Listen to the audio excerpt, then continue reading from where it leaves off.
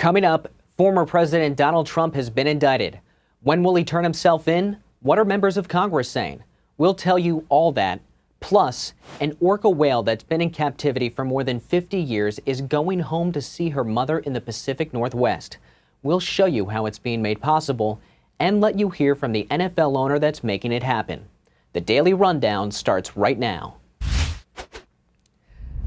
This is Straight Arrow News, bringing you unbiased, straight facts. I'm Ray Bogan. Crowds formed outside Donald Trump's Mar-a-Lago home last night after the former president was indicted by a Manhattan grand jury. He's expected to be arraigned on Tuesday and is being asked to turn himself in. The case against Trump surrounds a hush money payment made to porn star Stormy Daniels, which prosecutors want to prove was made to benefit his 2016 presidential campaign and was therefore an illegal campaign contribution. But because this is a local prosecutor, not the feds, they're trying to show he falsified business records to cover up the payment. Trump reacted, quote, "The Democrats have lied, cheated, and stolen in their obsession with trying to get Trump, but now they've done the unthinkable, indicting a completely innocent person in an act of blatant election interference." The reaction in Washington has largely fallen along party lines. Speaker Emerita Nancy Pelosi said in a statement, "No one is above the law, and everyone has the right to a trial to prove innocence. Hopefully, the former president will peacefully respect the system." Republican Senator Tom Tillis said, "This indictment doesn't pass the smell test. The Department of Justice already looked into the facts and decided there was no case to be made against President Trump. This is the same district attorney who is notorious for letting violent criminals off the hook in Manhattan. Congress has every right to investigate the conduct and decision-making of the Manhattan DA's office." We have an interview with New York attorney Jerry Goldfeder, who says it's likely Donald Trump will be treated differently by the judge and jurors because he's a former president. To see Goldfeder's explanation as to why, check out the interview at straightarrownews.com. President Biden and the First Lady will travel to Rolling Fork, Mississippi today to view the damage and meet with the victims of the deadly tornadoes that hit the area last week. At least 25 people died and 1,900 homes were damaged or destroyed over a 100-mile stretch. President Biden is expected to reaffirm federal support for the local residents there. A jury decided actress Gwyneth Paltrow is not at fault for a 2016 collision at a Utah ski resort. She has been awarded $1 whole.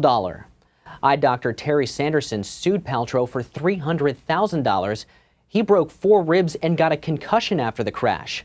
But Paltrow took to the witness stand and said it wasn't her fault, and she felt stunned when she felt, quote, "a body pressing against me and a very strange grunting noise." Paltrow said in a statement as to why she went to trial and didn't settle, "I felt that acquiescing to a false claim compromised my integrity." Paltrow was grilled on the witness stand by Sanderson's lawyers, who asked tough questions, including, "Are you good friends with Taylor Swift?" After the verdict came in, Paltrow walked over to the man who sued her, tapped him on the shoulder, and said simply, "I wish you well." A 57-year-old orca named Lolita, who currently lives in the Miami Seaquarium, is going to be brought home to the Pacific Northwest to be with her nearly 100-year-old mother. It will be an extraordinary team effort. They will fly the 5,000-pound mammal to an ocean sanctuary between Washington State and Canada. She will live in a large net under the supervision of trainers and veterinarians until she rebuilds her strength and learns how to catch fish. Lolita was originally captured during one of the many orca roundups in the 1970s and has been performing for crowds ever since. Her trip home is being made possible thanks to the theme park's owner, an animal rights group, and the owner of the Indianapolis Colts, Jim Irsay. I know Lolita wants to get to free waters. I don't care what anyone says. She's lived this long to have this opportunity, and my only mission is I'm a 3-year-old boy that sees a whale that he loves, that wants to help this whale get free. The trip could ultimately cost $20 million and take about 18 to 24 months to finalize.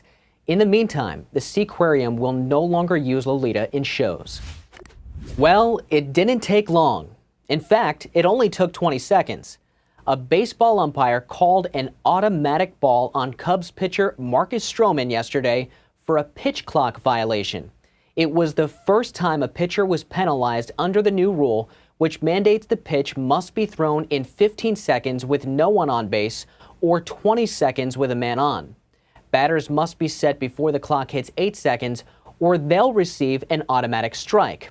It's one of multiple rules changes in the MLB this year, including larger bases and no defensive shift. Now, if you want to know just how serious the MLB is about the pitch clock, during a spring training game between the Red Sox and Braves, an umpire called an automatic strike on a batter for not being set in the box in time. But it was a full count, bases loaded, and 2 outs in the bottom of the 9th. It ended the game. All the batter could do was laugh.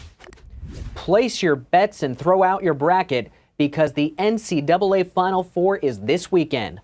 All times are Eastern. The women play tonight. LSU and Virginia Tech start at 7. Iowa and South Carolina play at 9.